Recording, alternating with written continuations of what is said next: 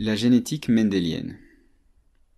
Alors, personnellement, ça m'a un peu tapé sur les nerfs quand ma fille est née, que tout le monde soit du genre Ah ouais, mais c'est le même nez que sa grand-mère. Ah ouais, mais ses lobes d'oreille, c'est comme son oncle. Ah ouais, mais regarde ses pieds, c'est sa maman tout craché. Parce que c'était un peu comme si tout le monde voulait s'approprier un morceau du physique de mon enfant. Physique qui est naturellement magnifique, hein, d'ailleurs, mais ça, c'est pas la question. Mais bon, en même temps, c'est un peu naturel et personne ne sait s'empêcher de se poser ce genre de questions. Tu t'es aussi déjà d'office demandé pourquoi tu ressembles plus à tel ou tel parent ou tel frère ou sœur pour un certain aspect. Depuis toujours, on s'interroge sur ce qui est transmis à la génération suivante et ce qui ne l'est pas. On a vu ensemble la méiose, cette division cellulaire se produisant dans les gonades et aboutissant à la formation de cellules sexuelles, ou gamètes.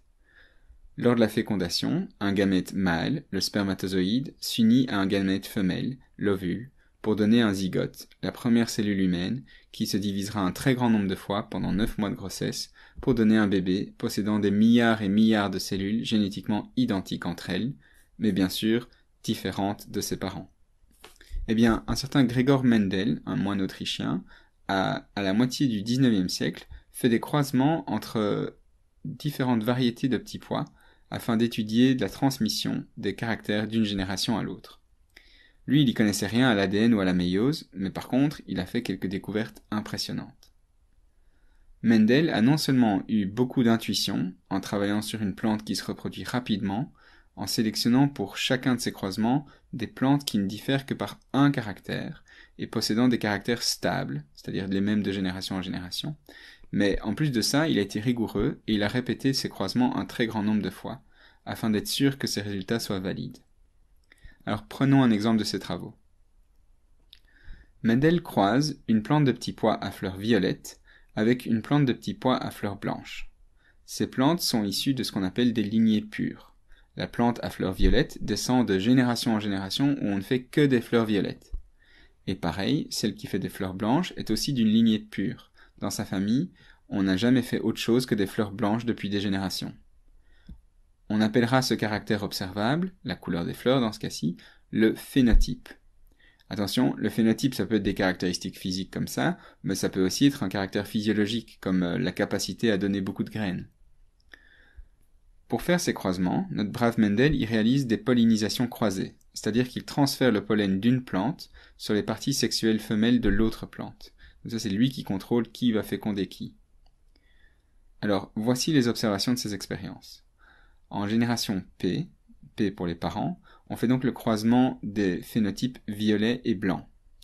Alors, le petit X pour dire croisement ici. Il obtient en première génération de descendants, qu'on appellera F1, première fécondation, uniquement des plantes à fleurs violettes. Et ça, c'est pas mal. Bizarre, mais intéressant. Et s'il croise en plus de ça les fleurs violettes obtenues en F1 entre elles, pour obtenir une génération après, eh bien, il obtient, en génération suivante, 3/4 de plantes à fleurs violettes et 1/4 de plantes à fleurs blanches.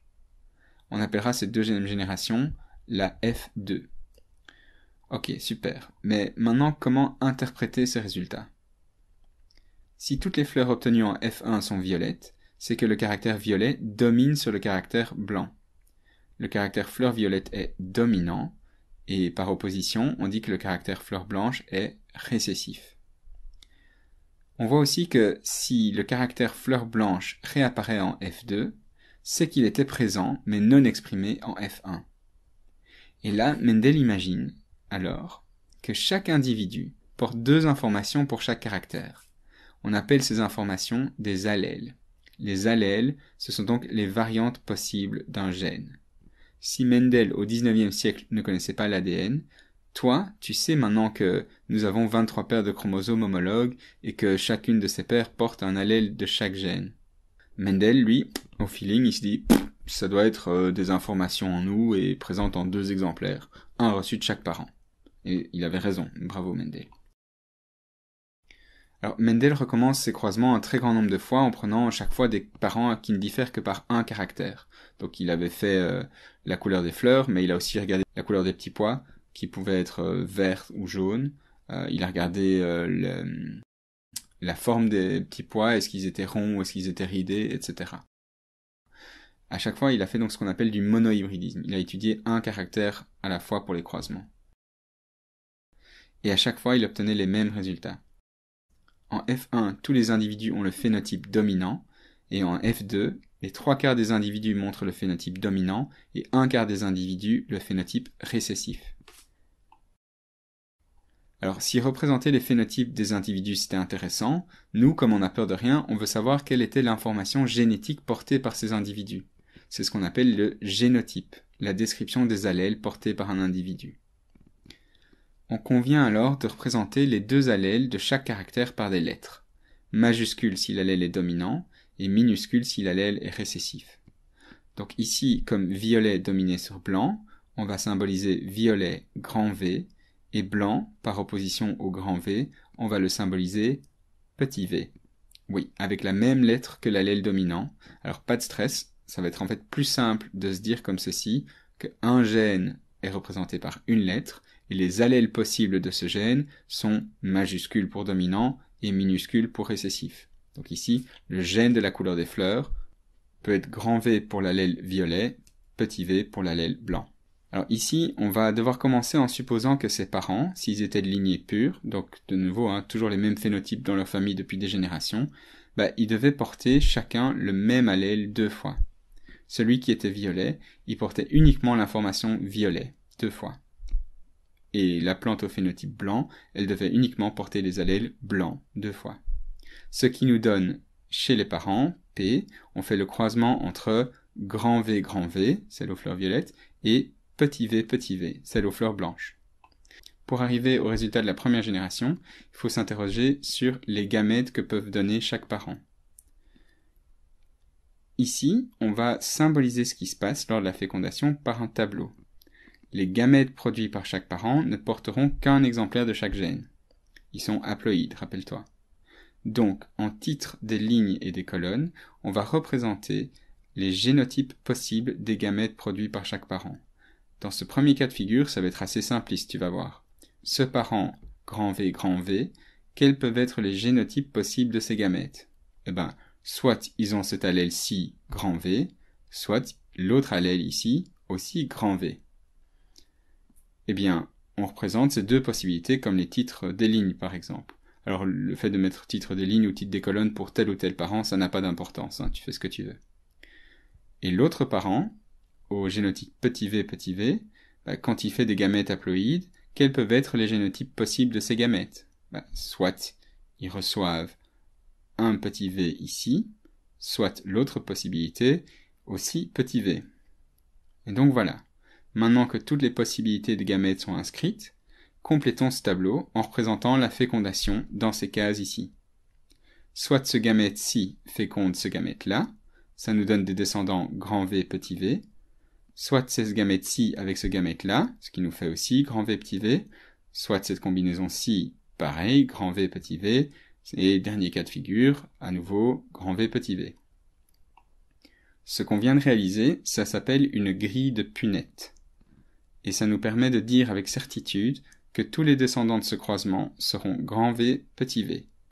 Ils ont tous un exemplaire de chaque allèle, et comme violet domine sur blanc, ils sont tous violets.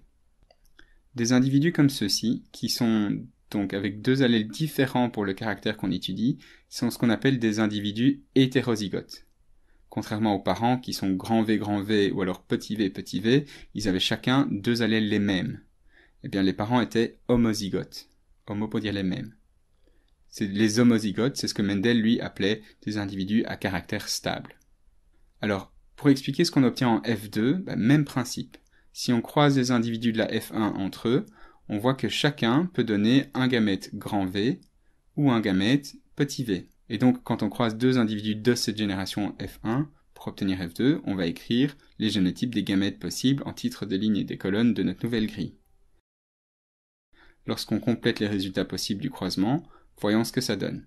Grand V ici, grand V ici, grand V petit v ici, et petit v ici. Donc on a, en F2, un quart d'homozygote dominant, un quart d'homozygote récessif, et une moitié d'hétérozygote.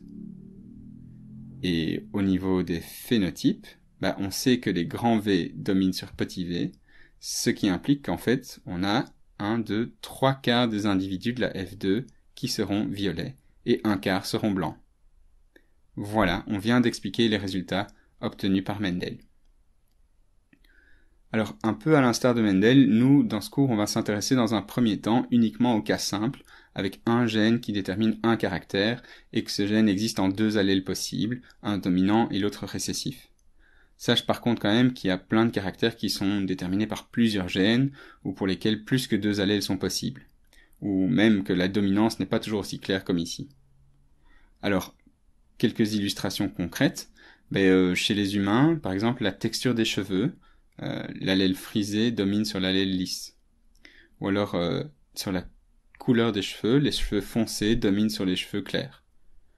Ou alors, la forme des lobes d'oreilles, en fait, les lobes d'oreilles libres, comme ça, dominent sur les lobes d'oreilles adhérents, comme ça. Alors, c'est évidemment rigolo de regarder les lobes d'oreilles de sa famille ou de ses amis, mais en fait, comme tu vas le voir bientôt, l'étude de l'hérédité, ça sert aussi à comprendre d'autres phénomènes, comme la transmission de certaines maladies. Et c'est ce qu'on va voir après.